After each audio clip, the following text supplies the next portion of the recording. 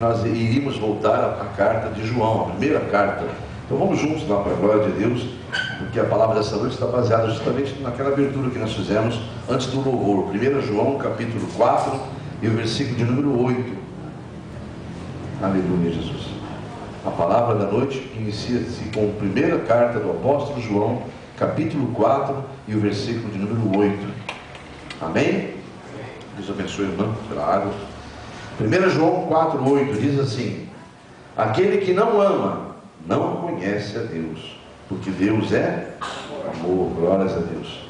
E como é que foi manifesto o amor de Deus? O versículo 9 diz: Deus manifestou o seu amor para conosco, quando Deus enviou o seu Filho unigênito ao mundo para que por ele vivamos. Então está aí, ó. Isto vem de encontro com a carta de João, né? Uma carta com o Evangelho de João, capítulo 3, versículo 16, né? Muito conhecido dos nossos irmãos, né? Quando diz que Deus amou ao mundo de tal maneira que deu o seu único Filho, para que todo aquele que nele crê não pereça, mas tenha vida eterna. Amém? É pouco isso, amados? Vida eterna, hein? Olha só, hein? O maior desejo de Deus está registrado aí na carta de Timóteo. Volta um pouquinho, você vai encontrar as cartas de Timóteo. Volta um pouquinho, está lá em 1 João, vai voltando que você vai encontrar as cartas do apóstolo Paulo a Timóteo, e você vai ver no capítulo de número 2, aleluia, Jesus, na primeira carta, no capítulo 2 e o versículo 4, que o desejo de Deus é esse aqui, ó. Estamos juntos? Deus deseja que todos os homens sejam salvos e que cheguem ao pleno, ou seja, ao total conhecimento da verdade. Diga amém? Olha aí, né? Então ele quer que nós o conheçamos. Lá em Salmo, no capítulo 21, ou seja, no Salmo 91, perdão, no Salmo 91, e especificamente lá no versículo 14, ele vai dizer algo tremendo para nossas almas aqui, ó. Salmo 91, versículo 14. Ele vai dizer assim: pois tão encarecidamente me amou, também eu o livrarei, pô-lo-ei num alto retiro. Por quê? Conheceu o meu nome. Olha aí. Deus quer ser conhecido, amados. Esse é o maior desejo de Deus, que o homem o conheça. Agora, quando alguém diz que conhece a Deus e não ama, olha o que a Bíblia vai dizer disso. Essa pessoa não conhece a Deus. Quando a pessoa diz que conhece a Deus, mas não tem o amor dentro de si, essa pessoa é uma afirmativa. Lá em 1 João capítulo 4, versículo 8, diz claramente: aquele que não ama é porque não conhece a Deus. Porque se conhecer a Deus, vai amar, porque Deus habita nele, o amor habita dentro dele. Amém ou não amém? Então o resumo dessa palavra é isso: aquele que não ama não adianta. É uma afirmativa muito forte essa, mas é uma realidade. Aquele que não ama não conheceu a Deus. Por isso que aquele que diz que ama a Deus, mas não ama o seu semelhante. E que tipo de amor? O amor que nós vamos explicar já, não é esse amor do mundo, né? Que é confundido com paixão carnal, né? O amor verdadeiro de Deus é um amor sem compromisso. É um amor, eu vi até hoje, não me lembro quem enviou essa mensagem, mas um vídeo que Deus já tinha me tocado da mensagem, e quando eu abri o WhatsApp e fui ver a mensagem, aquela mensagem foi a primeira que eu bati o olho e vi, e Deus testificou, falou: olha a palavra que eu te dei, né? Que eu não sei quem enviou, não sei se foi uma das irmãs, enviou dizendo que nós temos que estar ancorado em Deus. Nosso coração tem que estar ancorado em Deus, porque nós vamos fazer algo para alguém esperando em troca, você vai se decepcionar sempre. É um vídeo muito pequenininho, mas muito objetivo, e Deus já tinha me revelado a palavra. Eu fiquei numa alegria só quando Deus me levou a ver aquela mensagem daquele vídeo. Então é muito tremendo, amados. Se você não estiver realmente com o amor dentro de você, o amor não do homem, o amor de Deus dentro de você, você não vai ser capaz de amar o verdadeiro amor. E Deus diz claramente: aquele que não ama o amor dele para com o próximo, essa pessoa não conhece a Deus. Pensa que conhece, mas não passa de um religioso. E o religioso, amado, ele vive na ilusão da mentira, na ilusão das coisas deste mundo. Por isso que está escrito lá em 1 João, de novo, vamos voltar lá. Estamos num culto de libertação, amém ou não amém? E aqui ninguém vai enrolar você para te agradar, não. Aqui nós vamos pregar para que você conheça a verdade e seja liberto mesmo. E conhecereis a verdade vos libertará. 1 João capítulo 4 e o versículo de número 20 a seguir. 20 e 21. Estamos juntos? Se alguém diz assim, eu amo a Deus, e aborrece a seu irmão, ou seja, se alguém disser que ama a Deus e odiar a seu irmão, né, algumas traduções dizem isso, é mentiroso. Olha aí, ó. E a mentira, de quem que é a mentira? Do inimigo, né, amados? Então, se alguém diz que ama a Deus, mas odeia, irrita o seu irmão, né, essa pessoa está mentindo, dizendo que ama a Deus. Pois quem não ama seu irmão, a qual vê, como pode amar a Deus a quem não viu? Amém ou não amém, igreja?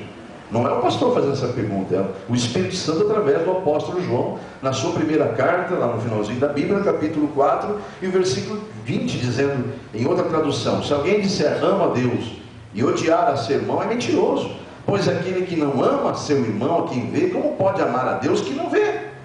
Ora, versículo número 21, ora, dele temos este mandamento, que quem ama a Deus, ame também a seu irmão. Outra tradução vai dizer, ora, temos da parte dele este mandamento. Olha para o teu irmão do lado, diga mandamento. Amém? Ficou bem claro que isso não é um pedido de Deus? Amém? Deus está te implorando, pedindo para você, sugerindo que você ame. Ele está te ordenando que você ame. Aquele que ama a Deus, ame também a seu irmão. É uma ordem de Deus, amém, igreja? Manda quem pode e obedece quem tem juízo, né, amados? Então Deus não está sugerindo nem pedindo que você faça isso. Ele está nos ordenando a amar. E está fazendo isso desde o Velho Testamento, quando Ele deu a Moisés as tábuas dos mandamentos. Qual que é o primeiro mandamento? Amar a Deus sobre todas as coisas. E o outro é o seu próximo, o seu semelhante como a ti, como a si mesmo, amém, igreja? Então, desde aquele tempo, e Jesus confirma isso. Vamos em Mateus capítulo 22, por favor, amados. Capítulo 22 do Evangelho segundo Mateus, no capítulo 22, o versículo 34 ao 40. Quem está ligado comigo, diga amém? Amém. Chegamos juntos ali?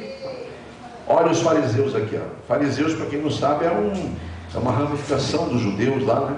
Que tem um conhecimento enorme das escrituras, né? São professores das leis lá. Então os fariseus, olha, os homens que têm entendimento, que dizem ter entendimento da palavra, né? E os fariseus, ouvindo o que ele fizera emudecer os saduceus, que é uma outra ramificação política dos judeus, né? Que eles até se opõem um ao outro lá, mas também muito sábios, são homens sábios, inteligentes, da sabedoria humana. E os fariseus, quando perceberam que calaram-se os saduceus, reuniram-se no mesmo lugar. Então, olha, se reuniram juntos, né? E um deles, doutor da lei, olha aí, versículo 35, interrogou a Jesus para o experimentar, dizendo, mestre, olha que demagogia, né? Chamando Jesus de mestre, né? Mestre, qual é o grande mandamento da lei?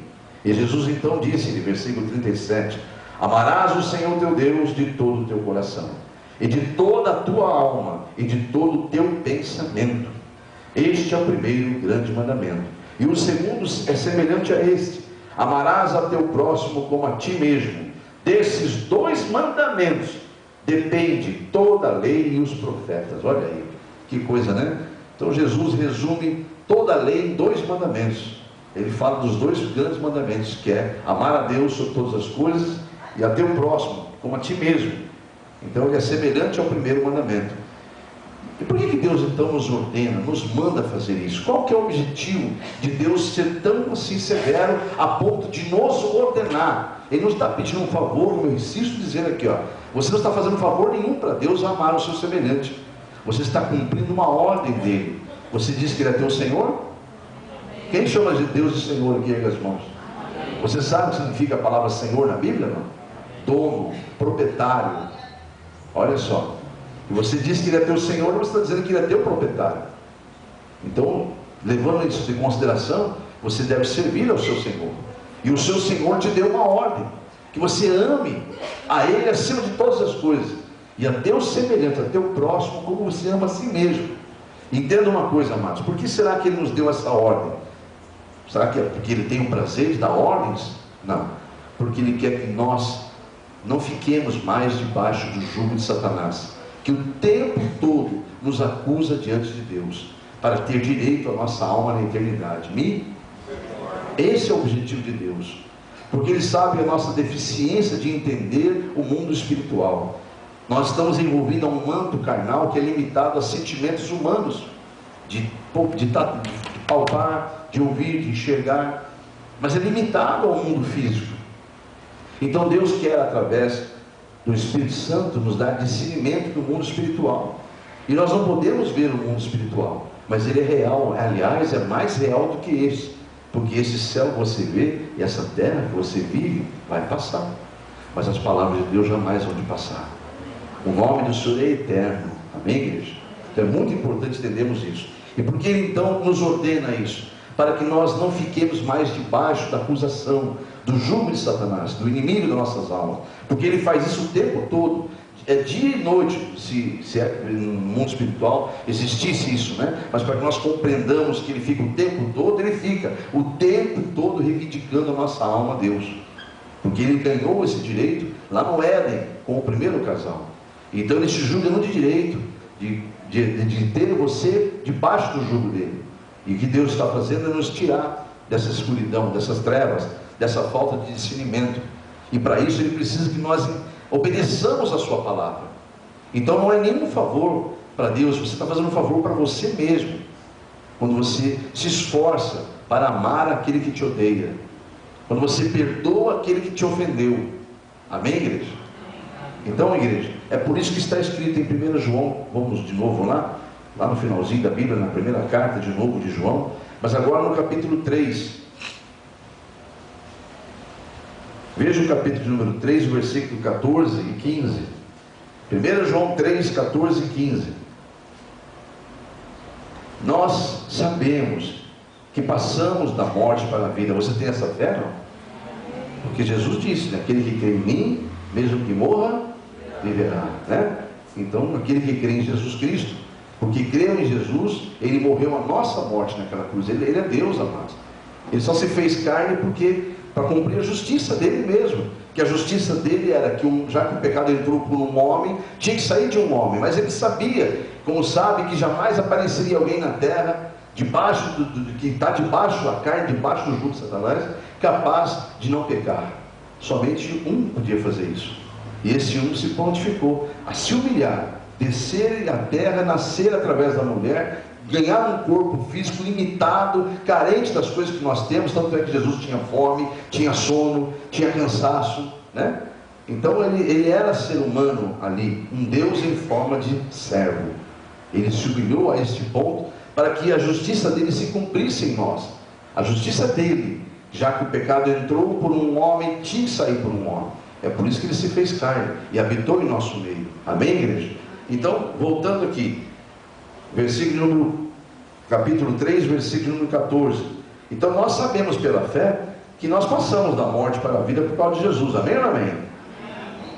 Isso porque amamos nossos irmãos. Ou seja, se você tem Deus habitando em você, porque aquele que aceita Jesus, Jesus mesmo disse, eu virei, eu e meu Pai, e ali faremos morada. Amém ou não amém? Então, porque amamos nossos irmãos. Se você tem Deus no teu coração, você ama teu semelhante.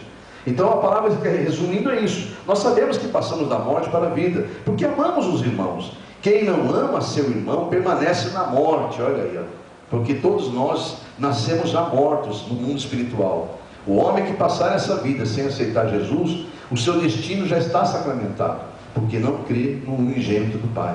Já está condenado para a eternidade, uma vida sem Deus, misericórdia, debaixo eternamente do jugo de Satanás, que é a perdição da alma, né? Então diz claramente aqui, ó, que nós sabemos, temos a convicção que passamos da morte para a vida, porque amamos nossos irmãos. E quem não ama seu irmão, isso permanece na morte. Ou seja, é o religioso. Ele está presente ali, mas está religioso. E o religioso não vai a lugar nenhum, mas você vai entender isso já já. Versículo 15: qualquer que aborrece ou odeia a seu irmão é um homicida. Olha aí, misericórdia. Sabe, essas pessoas que dizem que perdoam, mas não passam na mesma calçada, nem de jeito nenhum. Congregar na mesma igreja, então nem pensar. E diz que ama. Tem casos aqui dentro, amados. Pessoas que deixaram de congregar porque pessoas que odeiam vieram para a igreja. Misericórdia. Você acredita nisso, amados? Vocês não sabem desses casos, mas eu posso afirmar que tem no nosso meio pessoas que saíram daqui da igreja, irmãos que vocês conhecem, que não congregam mais porque veem outras pessoas congregarem e que eles odeiam. Olha que onde está. Sabe que essa pessoa nasceu de novo? Essa pessoa pode se dizer que é um cristão, um seguidor de Jesus Cristo? Misericórdia. Tem que orar por uma alma dessa, né, amados? E você que sabe que essa pessoa tomou essa atitude por causa de você, ore por ela, beba a água da vida, não deixe aquela alma morrer, porque se você não vai ser responsável pela morte dele ou dela, você não vai ser esse responsável. Agora, se você se deixar se abater e não perdoar essa pessoa por essa atitude, você está sendo igual a essa pessoa, está sendo um homicida. Então procure em nome de Jesus fazer o que Jesus fez, se humilhe, porque aquele que se humilha, Deus vai exaltar, porém aquele que se exalta, pode ter certeza que será humilhado. Então, de versículo número 15 diz: qualquer que odeia, que aborrece a seu irmão, é homicida, e vós sabeis que nenhum homicida tem permanente vida nele, ou seja, não tem vida eterna. Porque está condenado, né, amado? Os homicidas não entrarão no reino dos céus. As pessoas estão pensando que é um assassino, né? A pessoa pode ter cometido vários assassinos aqui, como Paulo, antes Saulo, cometeu vários assassinatos, né? Segundo a teologia, muito mais que 200. Há teólogos que dizem que é mais de 400 mortes que são dadas diretamente a Paulo, antigo Saulo. Mas quando ele conheceu a Jesus, quando ele teve um encontro com Jesus, ele deixou de ser Saulo, o perseguidor, para ser um ganhador de almas. E ali multidões de pecados dele foram encobertas, simplesmente porque ele passou a amar as almas. Diga amém? Então, igreja, é muito importante nós entendermos isso, que está ordenado, que nós devemos amar, é ordem de Deus. Vá primeiro, nós estamos lendo no capítulo 3 de 1 João, lemos o versículo 14 e 15, não é isso? Então agora eu peço que você vá, em nome de Jesus Cristo, a primeira carta do apóstolo Paulo aos Coríntios. Porque é o seguinte: como é que eu sei que eu estou cumprindo esta ordem de Deus? Como é que eu sei que eu estou ou que eu não estou cumprindo esse mandamento, que é amar? Porque é muito confuso isso, né, amados? Se você não tiver em espírito, como é que é essa questão? Será que eu estou amando realmente ao meu semelhante? Então você tem que ter essa resposta, e a resposta vai ser dada a você pelas Escrituras Sagradas. Conhecereis a verdade, e a verdade vos... Se você estiver sendo enganado pelo Espírito de Satanás, dizendo a você: não, você pode continuar levando a tua vida que está, não precisa ir atrás daquela pessoa, não precisa procurar não, vai ter um monte de datas, teve um monte de datas aí, ó, você teve oportunidade, meu amado, minha amada, de mostrar que Cristo habita em você. Essas datas que são tudo criadas pelos homens aí, mas Deus permite, não tem problema, mas são oportunidades que você perdeu esse final de ano, de mandar uma mensagem para alguém que te odeia. Você perdeu uma oportunidade, você permaneceu na dureza de coração, dizendo: não está me procurando, também não vou procurar. Será que é assim? Então Deus, lá na glória, eles não ligam para mim, também não vou ligar para eles. É assim que é cristianismo? Eu estou falando pelo Espírito de Deus, amados. Tem gente aqui em nosso meio que perdeu essa oportunidade, mas Deus te dará uma nova chance. Amém, igreja? Você teve agora, recentemente, datas que você podia ter feito isso, mas Deus está mandando alertar você. Há um tempo que não vai dar tempo de fazer mais isso. E aí então vai virar o julgamento, o juízo final, e vai ser tudo cobrado, amados. Então presta bem atenção. Se você é cristão e quer realmente agradar a Deus, conheça Ele, haja como Ele agiu aqui na terra, quando esteve como homem. Amém? Não é fácil, mas Ele nunca disse que é fácil. Ele disse: para entrar por essa porta aqui tem que se esforçar, porque eu não sou porta larga, eu sou porta estreita. Diga amém? Primeira carta do apóstolo Paulo aos Coríntios responde a tua pergunta. Que pergunta que é? Será que eu estou cumprindo o mandamento de Deus? Será que eu estou cumprindo as ordens dele, realmente amando o meu semelhante? Primeira carta do apóstolo Paulo aos Coríntios, capítulo 13, e a partir do versículo de número 4, vai dizer para você que é o que amor que ele quer que você esteja habitando em você. O que sente, o que passa o verdadeiro amor dentro de nós. O amor, ele é sofredor. Você encontrou aí capítulo 13 e o versículo 4, o amor é sofredor, ou seja, tudo sofre, é benigno, o amor não é invejoso, o amor não trata com leviandade, não se ensoberbece, não se porta com indecência, não busca os seus interesses, não se irrita, não suspeita mal, não folga, ou seja, não se alegra com a injustiça, mas folga com a verdade, ou seja, se alegra com a verdade. Tudo sofre, tudo crê, tudo espera, tudo suporta. E eu gosto muito dessa parte aqui, ó. O amor jamais acaba, o amor nunca falha. Diga amém? Só até essa parte aí, viu? Então o amor nunca acaba, o amor jamais acaba, o amor não falha. Se isso não estiver acontecendo na sua vida, amado, eu aconselho em nome de Jesus a você que se converter. Tirar esse riso da sua cara e transformar isso em lágrimas. Tirar essa alegria ilusória da tua carne e colocar uma tristeza dentro de você, porque você não está amando. É um conselho de Deus. Quem vive essa vida aqui na terra com um sorriso desse tamanho assim, odiando alguém, tira esse sorriso da cara, coloca lágrimas aí no lugar. Essa alegria de viver aqui no mundo, né? Tira ela, coloca uma tristeza, porque você não está sendo capaz de amar o amor de Deus. Onde está isso na Bíblia, pastor? Convido você em Tiago, no capítulo 4. Tira esse riso. Que riso que é esse na tua cara, na tua expressão? Se você não tem capacidade de amar o teu semelhante, se você odeia o seu semelhante, se você não tem coragem de perdoar o semelhante, que riso que é esse? O risco de que ele vai para o inferno, vai viver na eternidade longe de Deus? Eu não entendo isso. Nem Tiago, cheio do Espírito Santo, não entendeu isso. E diz claramente, versículo 4, as pessoas pensam que o adúltero aqui é o homem que trai, a mulher que trai. Isso aqui é que adultera a palavra, mas tem pessoas que não pregam essas verdades, não adulteram a palavra de Deus, colocando coisas no lugar, porque é para agradar os membros da igreja. Ah, eu não vou mais ouvir essa palavra, é muito forte para mim. Vai procurar a porta larga então. Mas eu te dou um conselho: converta-se e procure as portas estreitas, porque é nela que você vai encontrar Jesus Cristo. Amém? Tiago, capítulo número 4, e o versículo número 4 diz assim: adúlteros, adúlteras, ou então infiéis, algumas traduções dizem, não sabeis vós que a amizade do mundo é inimizade contra Deus? Portanto, qualquer que quiser ser amigo do mundo está se constituindo inimigo de Deus. Misericórdia, olha aí. Então, Deus está falando claramente para a gente tirar vá no capítulo 4, vai no versículo 7 para você ver, por favor. Versículo 7. Sujeitai-vos, pois, a Deus e resista ao diabo, e ele então fugirá de vós. E o versículo número 8 diz assim: chegai-vos a Deus, e ele se chegará a vós. Limpai as vossas mãos, pecadores, e vós que tem ânimo dobre, purificai o vosso coração. Sente as tuas misérias, lamentai e chorai, converta esse riso em pranto, e essa alegria em tristeza. Olha onde está na Bíblia aí, viu?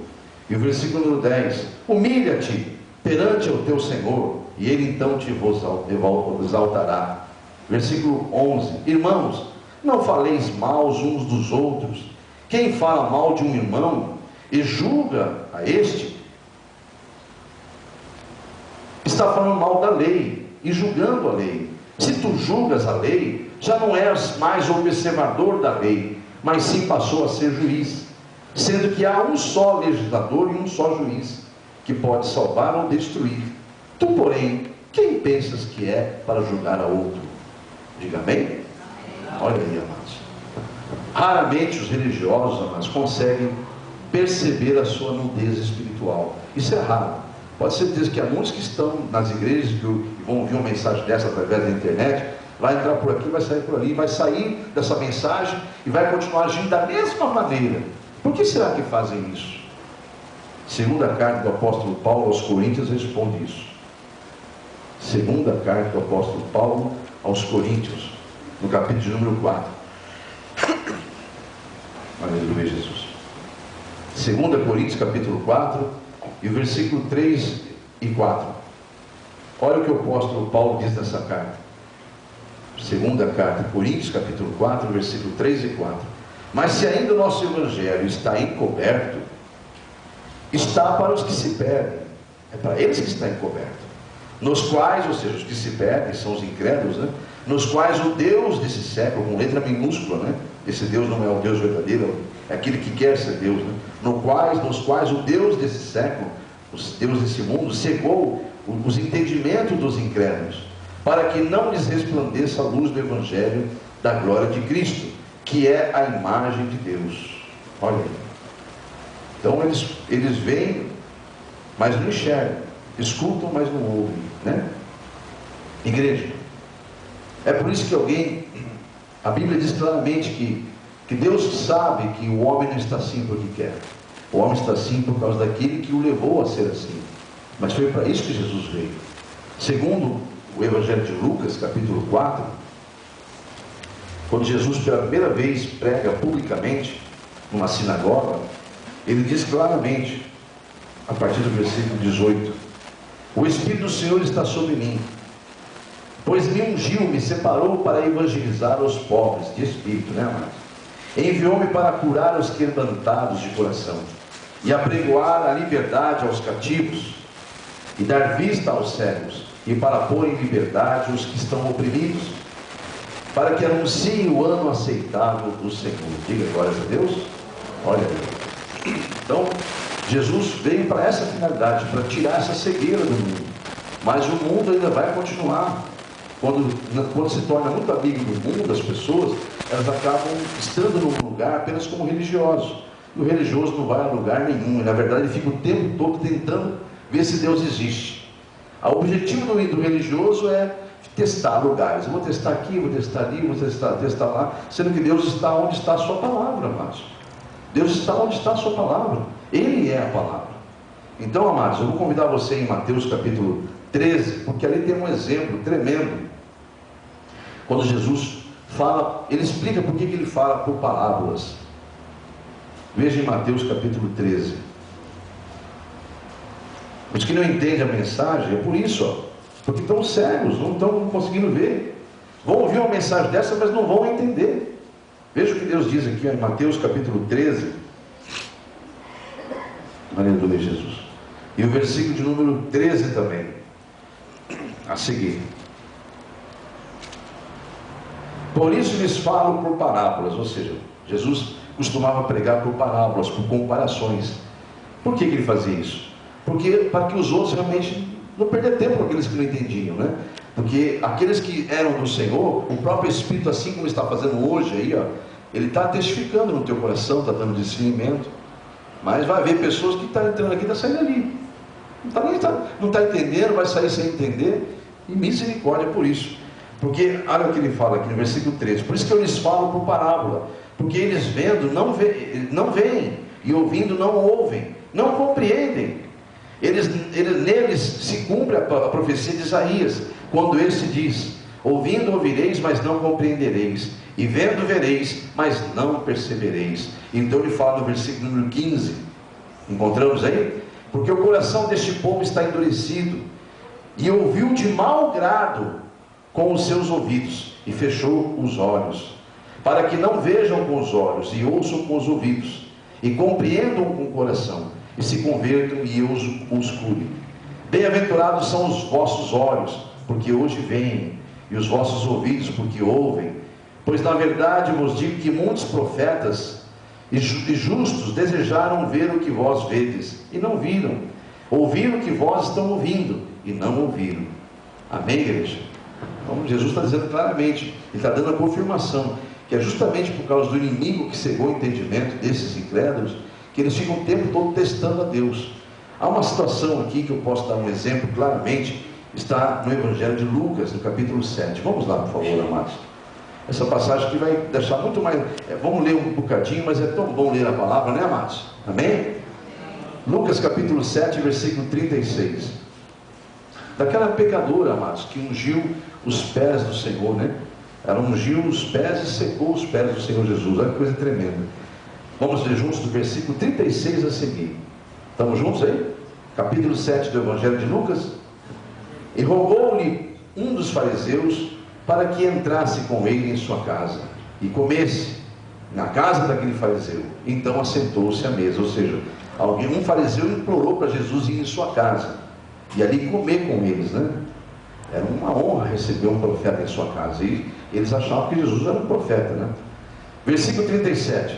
E eis que uma mulher da cidade, uma pecadora, isso aqui é uma mulher prostituta, para quem não sabe, uma pecadora, sabendo que ele estava à mesa em casa do fariseu, levou consigo um vaso de alabastro com unguento. Para quem não sabe o que é alabastro, o alabastro é um vaso naquela época era feito de mármore, tá? Hoje o alabastro é feito com gesso, mas naquela época era feito com mármore. E ele era um vaso caríssimo, né? Que era justamente para ser colocado ungüentos, ou seja, fragrâncias caríssimas. Ele recolhia, guardava e conservava aquelas fragrâncias. E era uma fortuna fazer aquilo. E aquela mulher não hesitou. Quando ela ficou sabendo que Jesus estava na casa de um fariseu, estava lá comendo, ela levou um vaso de alabastro, cheio dessa fragrância, desse unguento. Então vamos ver aqui, em nome de Jesus. Versículo 38. E estando por detrás, aos seus pés, chorando, começou a regar-lhe os pés com lágrimas, e enxugava-lhes com os cabelos da sua cabeça, e beijava-lhes os pés, e ungia-lhes com unguento. Versículo 39. Quando isso viu, o fariseu que tinha convidado a Jesus falava consigo, dizendo: se este realmente fosse profeta, bem saberia quem e qual é a mulher que lhe tocou, pois é uma pecadora.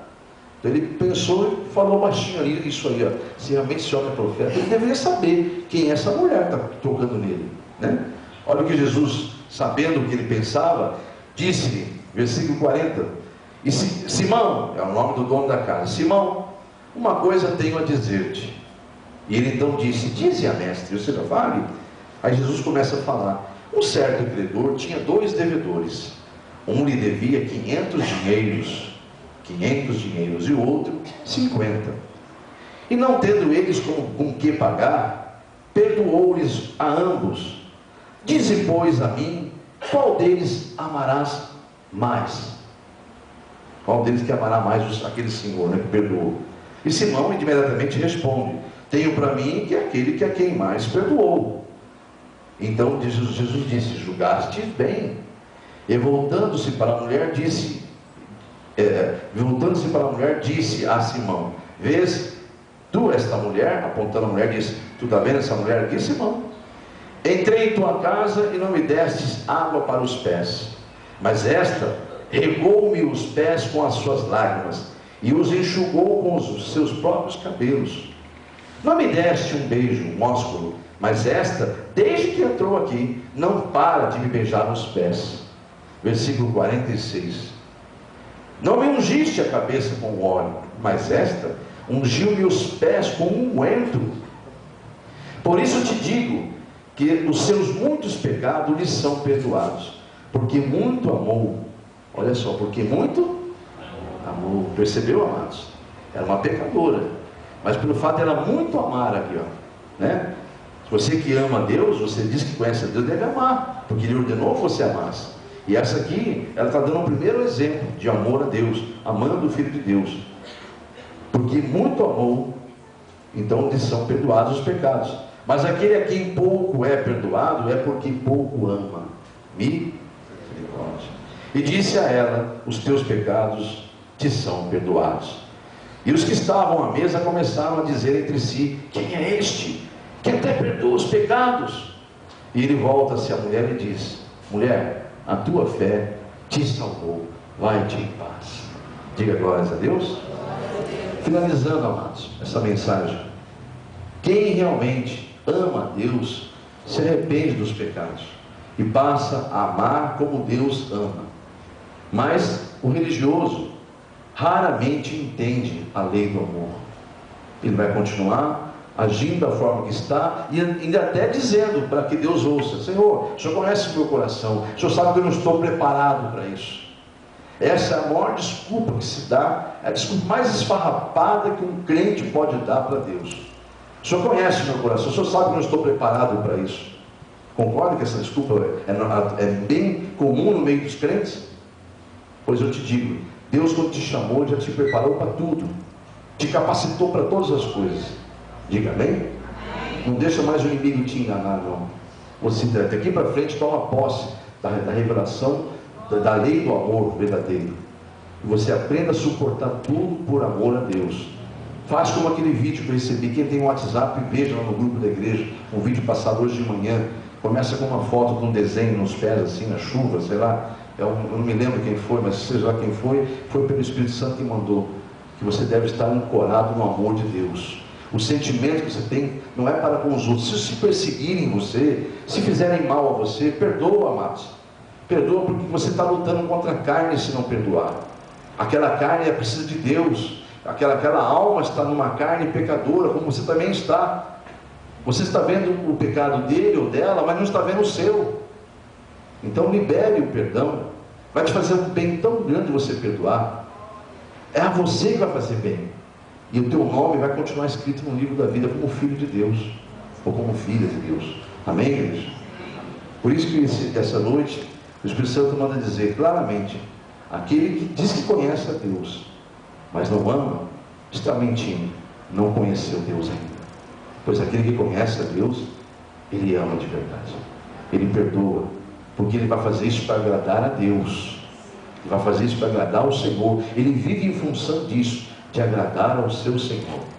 Por isso que o tema dessa noite é: quem conhece a Deus, ama. É uma afirmação. Amém? Quem conhece a Deus, ama. Coloque-se em pé e diga para o irmão isso. Se você conhece a Deus, ame como Deus ordenou, em nome de Jesus. Aplauda o Senhor Jesus. Aleluia, Jesus. E o Salmo 91 vai dizer: porque a mim se apegou com amor, eu o livrarei, porque conheceu o meu nome.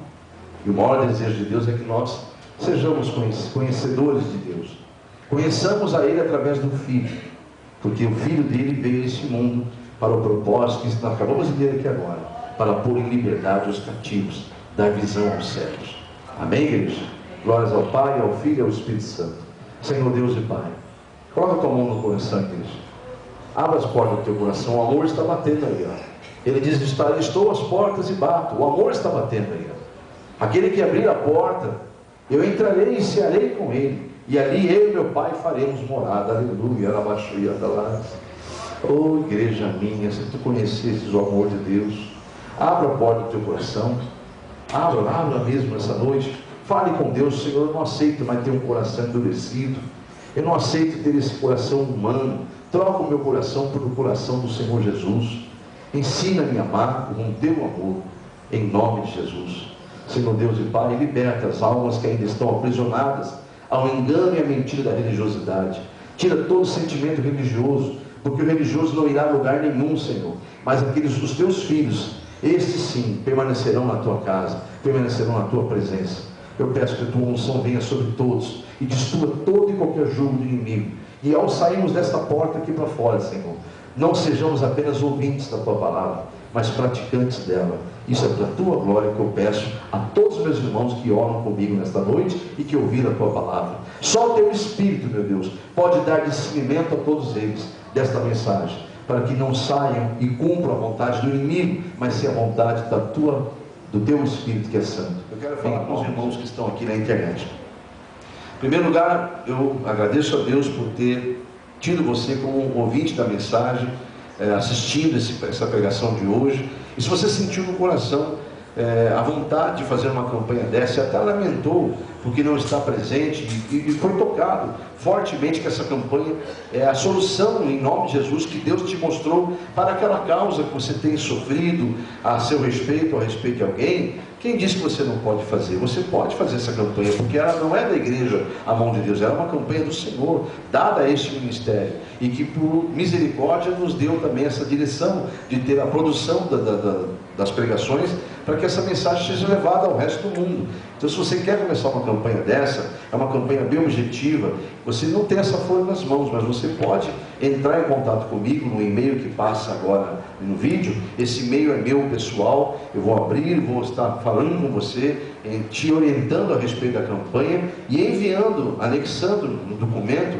no e-mail, a folha, para que ao você receber de volta a resposta, você possa entrar no anexo e imprimir quantas vias você quiser e preenchê-la, porque ela é bem didática, não tem dificuldade alguma de entender. Aqui é uma folha apenas, na mão dos meus irmãos agora é uma folha.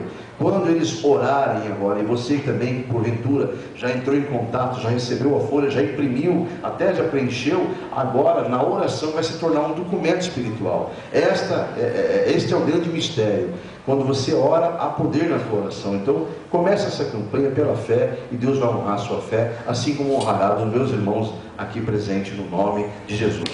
Se alguém vai iniciar essa noite a campanha, eu peço que você se coloque em pé, que eu quero orar por sua campanha em nome de Jesus.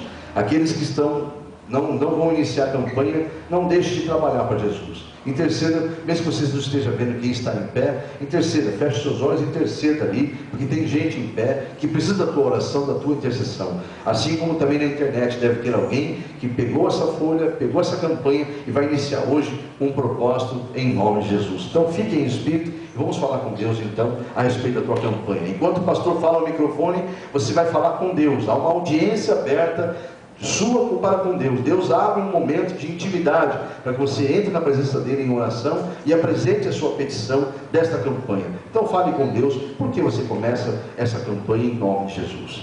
Senhor Deus e Pai, aí estão os seus filhos, tanto aqui presente como alguém na internet, que está iniciando uma campanha de libertação para a sua vida própria ou para a vida de terceiros. O Senhor conhece todas as coisas. Eles não estão guardando em segredo isso e ficando apenas em oculto com o Senhor. Estão nesse momento explicando e orando e apresentando os motivos da campanha, porque a tua palavra diz que tudo que nós vamos pedir em formas de súplica e orações deve ser apresentada desta forma, porque nós sabemos que se ficar em segredo de oração, fica apenas entre o Senhor e a pessoa. Quando a pessoa revela isto numa oração e escreve numa campanha, torna-se um documento espiritual de que aquela causa está nas suas mãos agora. É como se fosse uma procuração, Senhor. É assim que o Senhor me orientou a esta campanha. Então os teus filhos estão nesse momento abrindo mão do livre-arbítrio e entregando nas tuas mãos uma causa, quer sejam para eles ou para terceiros. E a igreja está intercedendo, tomando posse junto com eles da vitória, a qual o Senhor concederá a todos que tiverem a fé no nome de Jesus. Amém? Deu tempo de você falar com Deus os motivos da sua campanha? Se deu tempo, você faça essa oração agora, coletiva com seus irmãos. Você da internet também repita essas palavras, porque ela vem do altar de Deus para a minha boca, para que você registre e oficialize então o que você acabou de relatar da sua campanha. Diga com toda a fé, diga: Senhor Deus, em o nome de Jesus, eu estou em tua presença, apresentando os motivos da minha campanha, e sei a quem estou entregando, e sei perfeitamente de quem receberei a vitória, pois tudo vem de ti, e tudo é para a tua glória. Perante a esses irmãos, eu estou apresentando a minha campanha, estou declarando que sou o que a tua palavra diz que eu sou, mais que vencedor, e eu darei testemunho da minha vitória, porque eu confio no Senhor, em nome de Jesus. Diga amém? Você recebe a tua vitória? Tomou posse dela? Em nome de Jesus? Então, fique firme, cumpra 7 semanas, não quebra essa corrente de oração e venha depois dar testemunho da glória de Deus sobre a tua vida em nome de Jesus. Podemos então aceitar-se? Eu concordo com a sua oração e declaro aqui na terra ligado entre nós para estar ligado com Deus em nome de Jesus. Fiquem agora em pé os que estão do 2º ao 7º dia. Eu quero orar por sua campanha. Queremos ligar aqui na terra para estar ligado com Deus. Assim também os da internet, que estão do 2º ao 7º dia. Se coloquem em pé. Agora é você e Deus. Não se esqueça que você está apresentando ao Senhor. Isso não é mérito da igreja, não é mérito do homem. O que acontecer vai ser mérito único e exclusivo de Deus. Pela tua fé, receba pela fé, e a certeza e a convicção de que você está entregando, já entregou nas mãos de Deus, e está esperando com paciência dele, e o mais ele fará, em nome de Jesus. Repita essas palavras aqui: Senhor Deus, em nome de Jesus, estou em tua presença mais uma vez, como estive no primeiro dia desta campanha. Declarei publicamente que eu sabia a quem estava entregando, e eu sei de quem receberia a vitória. Eu já tomei posse desde o primeiro dia da minha vitória. Estou convicto, porque eu sei que o Senhor é Deus e é fiel. E eu sou apenas um pecador, mas eu sei que o Senhor me ama, e me amou antes mesmo que eu o amasse.